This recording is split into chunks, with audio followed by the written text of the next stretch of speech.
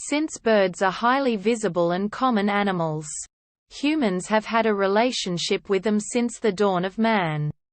Sometimes, these relationships are mutualistic, like the cooperative honey gathering among honeyguides and African peoples such as the Borana. Other times, they may be commensal, as when species such as the house sparrow have benefited from human activities. Several bird species have become commercially significant agricultural pests, and some pose an aviation hazard. Human activities can also be detrimental, and have threatened numerous bird species with extinction. Hunting, avian-lead poisoning, pesticides, roadkill, wind turbine kills and predation by pet cats and dogs are common causes of death for birds.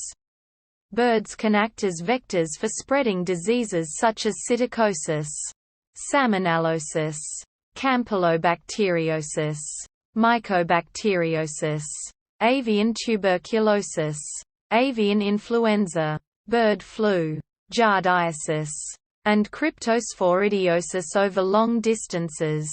Some of these are zoonotic diseases that can also be transmitted to humans.